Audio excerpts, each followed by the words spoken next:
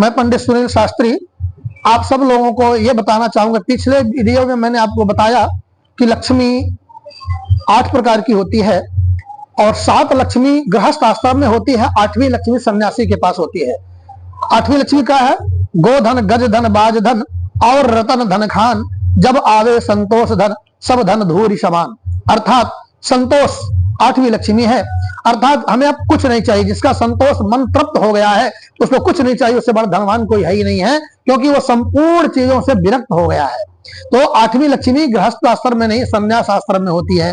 तो आपको बताऊं कि लक्ष्मी क्या है और क्या चीज हमारे पास नहीं है जिसके कारण हम दुखी होते हैं। तो याद रखें, 8 लक्ष्मी से अगर 1 लक्ष्मी भी आपके पास है तो आप दरिद्र नहीं हैं। अपने आप को गरीब नहीं समझिए, दरिद्र नहीं समझिए। अगर ये 8 लक्ष्मी है, कौन कौन सी 8 लक्ष्मी है? पहले जो होता है, सबसे पहली लक्ष्मी का नाम है सरस्वती। अर्थात लक्ष्मी सबको चाहिए। लक्ष्मी एक शक्ति है, लक्ष्मी एक सम्मान है, लक्ष्मी एक कीर्ति है और लक्ष्मी एक पालन करने वाली जगत जननी जगदम्बा है।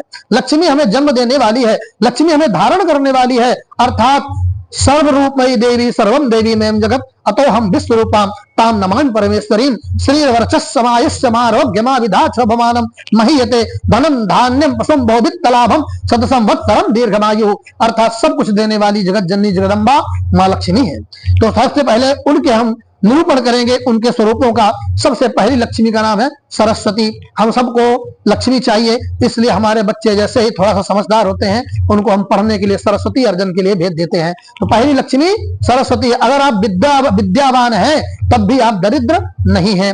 दूसरे लक्ष्मी का क्या नाम है? प्रज्ञा। प्रज्ञा शब्द का अर्थ होता है ज्ञान।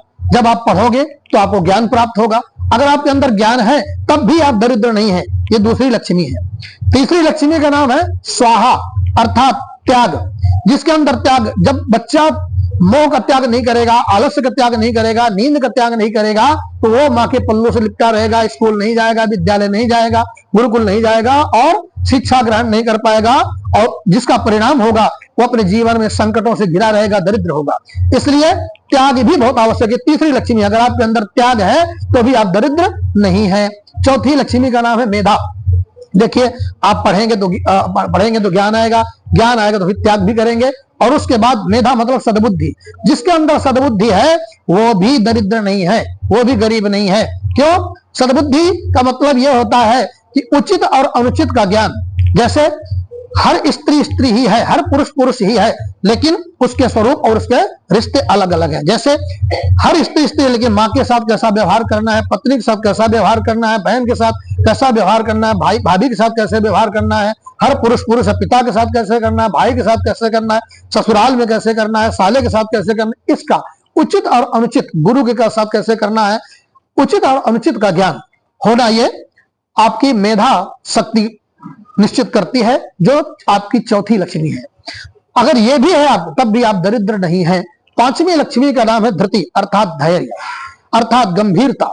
आप माता लक्ष्मी कहती मैं तुम्हारे यहाँ धन के रूप में आ जाऊंगी और मुझे संभालने लायक तुम्हारे अंदर धैर्य नहीं है, तो तुम खुद नष्ट हो जाओगे, दूसरों को भी नष्ट करोगे, अर्थात तुम सृष्टि को क्षति पहुंचाओगे। इसलिए 5वीं लक्ष्मी मतलब धैर्य। अगर आपके अंदर धैर्य है, पेशेंस है, गंभीरता है, तब भी आप दरिद्र नहीं है। ये 5वीं लक्ष्मी है। तब जाके 6वीं लक्ष्मी का नाम धन लक्ष्मी है।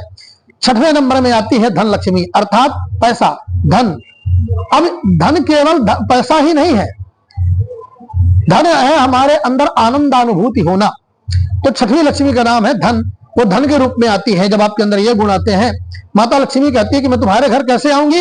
पहले तुम्हें विद्या अध्ययन करना पड़ेगा, मेरी एक एक सीढ़ी चढ़ के आओगे तब मैं तुम्हारे घर में आऊंगी। दूसरे, फिर तुमको ज्ञान अर्जन करना पड़ेगा, उसके बाद तुम्हें त्याग की भावना रखनी पड़ेगी, उसके बाद तुम्हें सद्बुद्धि रखना पड़ेगा, उसके बाद तुम्हें धैर्य रखना पड़ेगा, तब मैं तुम्हारे यहाँ लक्ष्मी के रूप में आऊंगी। 6वीं लक्ष्मी है। और जब मैं तुम्हारे लक्ष्मी के रूप में आऊंगी तो तुम्हें क्या प्राप्त होगा? श्री, अर्थात सम्मान, इज्जत। सबसे बड़ी चीज मैं तुम्हें दूंगी जब मैं तुम्हारे लक्ष्मी रूप में आऊंगी। तो 7वीं चीज तो अपने आप आपको प्राप्त हो जाएगी। लोग कहते हैं ना भैया, आजकल तो पैसे वालों की पूछ है। पैसे वालों की पूछ नहीं है, उस पैसे की पूछ है, लक्ष्मी की पूछ है, उसकी कोई पूछ नहीं है। कोई भी राजा अगर कंगाल हो जाता है, बर्बाद हो जाता है, तो लोग कहने लगते हैं पहले बहुत अच्छा दिमाग था, अब ये मानसिक रूप से खिसक गया है।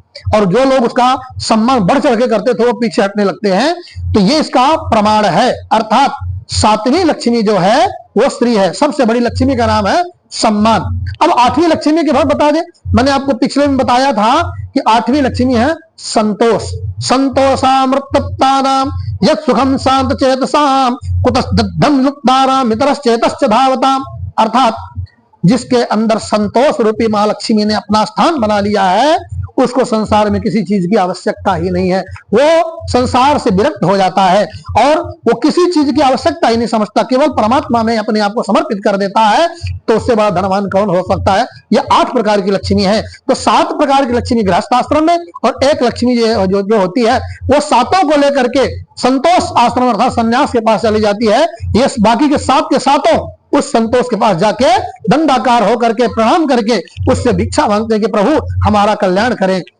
और वो संतोष वाला संत सन्यासी वो चाहे तो आठों की आठों सातों चीजें को दे सकता है। जैसे आपको मैंने बताया अष्ट सिद्धि, नवरात्रि में आपको 8 प्रकार की लक्ष्मी का पूजन किया, 8 देवियों का पूजन किया और नौवीं निधि अर्थात सब कुछ प्राप्त हमारी 9वीं देवी दुर्गा जी, ये 9वीं निधि हो गई।